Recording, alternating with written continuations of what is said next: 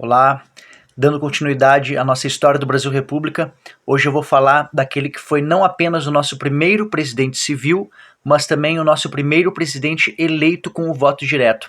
Estou falando do terceiro presidente da República, o presidente Prudente de Moraes. Descendente de portugueses indígenas, nascido em Itu, interior de São Paulo, em 4 de outubro de 1841, Prudente foi criado pela mãe, já que o pai havia sido morto por um escravizado quando Prudente tinha 3 anos de idade. Obtendo o título de bacharel em 1863 pela Faculdade de Direito de São Paulo, aliás, um caminho traçado pela elite ascendente da época em geral, o Prudente montou o seu próprio escritório, onde atuou como advogado em Piracicaba. No mesmo ano, ele ingressa no Partido Liberal, por meio do qual se elege vereador e depois deputado provincial, até fundar ele mesmo, um dos fundadores, em 1970, do Partido Republicano Paulista, por meio do qual Prudente vai se eleger para diversas legislaturas, sempre defendendo pautas abolicionistas e republicanas. Muitos historiadores, amparados em Aristides Lobo, dizem que a proclamação da República foi um evento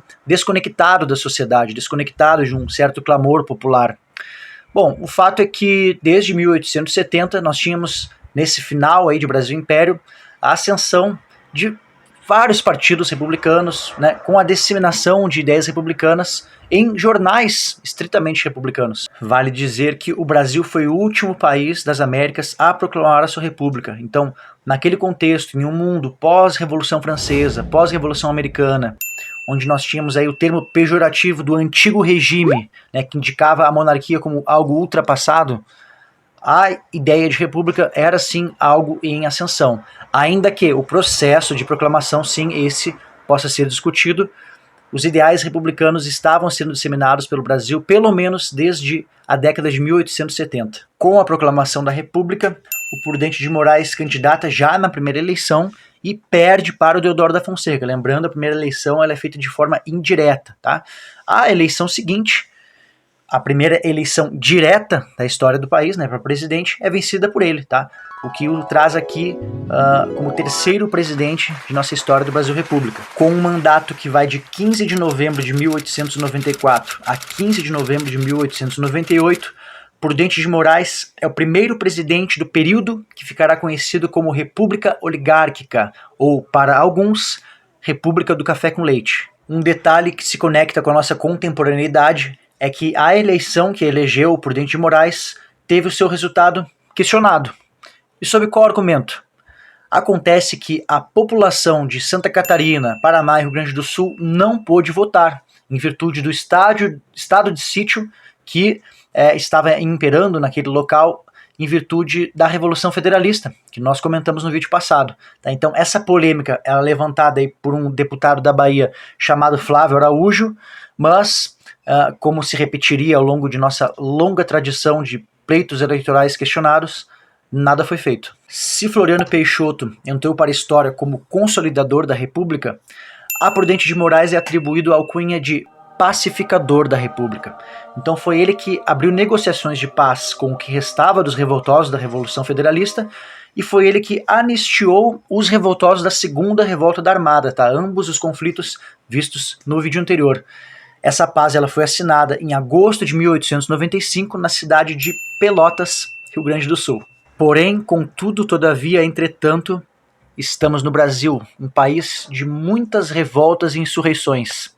E se um conflito termina, outro começa. Foi assim que, em 1896, o governador da Bahia solicitou intervenção federal contra uma sociedade de sertanejos que se desenvolvia isolada no Arraial de Belo Monte. Estava lançado as bases para a chamada Guerra de Canudos. Pessoal, a experiência em Canudos sozinha dá para um vídeo inteiro. Ela foi imortalizada na obra Os Sertões, de Euclides da Cunha, um ex-militar, jornalista, que foi enviado para acompanhar o conflito e fazer uma reportagem sobre ele. Só que o relato de Euclides trouxe a realidade inconveniente das condições geográficas e sociais do sertão nordestino. O que Euclides nos mostra é que o arraial que reuniu milhares de sertanejos sob a liderança de Antônio Conselheiro não era apenas a resistência monárquica e antirrepublicana que se pensava. era também uma organização social à margem, ou seja, uma resposta, uma alternativa à inépcia do governo. A Guerra de Canudos é considerada uma mancha na biografia do Exército. Isso será dito, inclusive, 4 décadas à frente por Gilberto Freire, frente a uma plateia de oficiais da Escola de Estado-Maior do Exército. O motivo para isso é tanto as baixas sofridas pelos militares, quanto a violência empregada para a obtenção da vitória.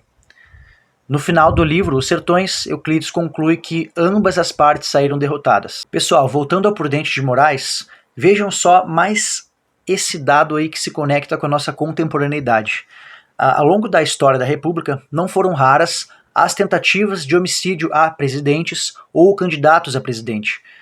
E de certa forma, isso começa aqui, com o Prudente de Moraes. Em 5 de novembro de 1897, durante a cerimônia de condecoração dos heróis da Batalha de Canudos, um atentado ocorre. Um atentado cometido por ninguém menos que ele, o bispo. Não é o Adélio Bispo, é Marcelino Bispo de Melo, tá? Um soldado que, tentando matar o presidente Prudente de Moraes, acaba matando o ministro da guerra, Marechal Bittencourt.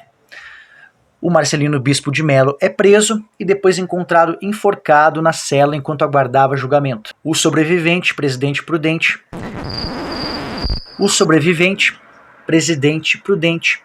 seria alçado a herói, tá?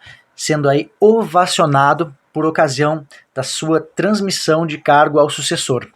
Esse sucessor recebe de Prudente um país politicamente estabilizado, ainda que endividado, e condicionado à monocultura cafeeira. Segundo Márcia Juliana dos Santos, deve-se a Prudente de Moraes o enfraquecimento da influência dos militares no governo e a substituição desses pela elite oligárquica cafeicultora de São Paulo. Estava assim plantado as bases para a República Oligárquica, que permeará as próximas biografias de presidentes que aqui serão analisadas. Prudente de Moraes morreria de tuberculose em dezembro de 1902, mesmo ano em que Os Sertões de Euclides da Cunha seria lançado e rapidamente esgotado no mercado. Um fenômeno bastante raro para a época, mas que disseminou aí a verdade inconveniente por trás dos bastidores de nossa jovem república.